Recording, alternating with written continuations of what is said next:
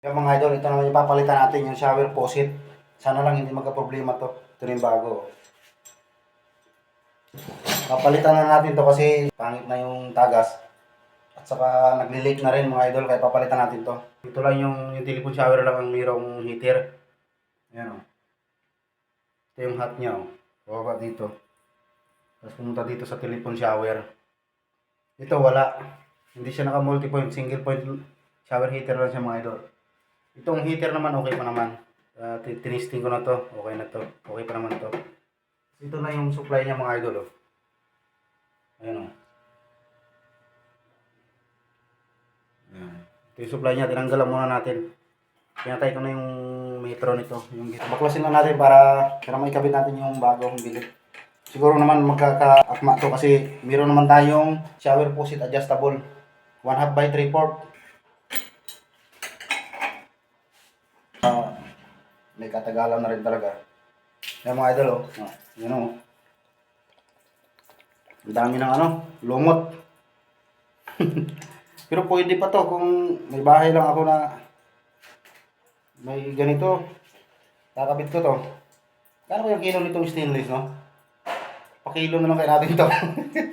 Sabay sasalpang natin yung bago. Ayun. Hindi, palitan natin ng cover. Kasi may cover naman itong kasama ng bago eh. Mayroon din siyang adjustable faucet. Yung bago ikakabit natin cover para sabihin yung may-ari. Talagang ginamit natin yung bago. Yung ginabit ko kaninang laboratory, hindi kasama sa heater. Sa iba kasi, naka-multi-point heater. Nasa ilalim ng lababo yung mga heater. Ito, telephone shower lang na yun. Hindi ko na ito papalitan telephone shower kasi okay pa naman siya. Di ba Nars no? Opo. Teflon Nars, teflon. Hindi natin lagyan ng teflon para iwas tagas.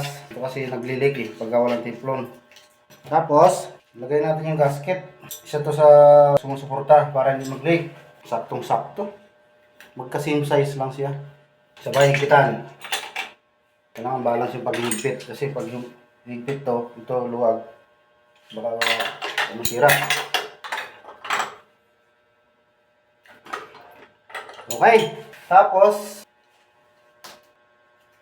buhayin mo yung gate valve para matesting natin ito.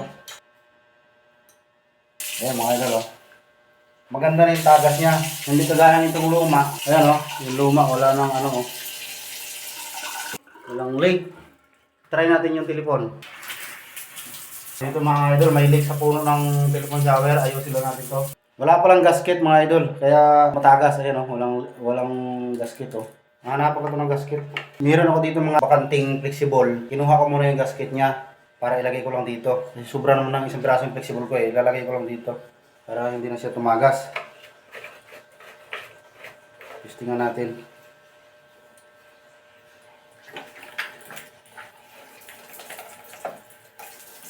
Ayan, wala na. Wala na. Okay na.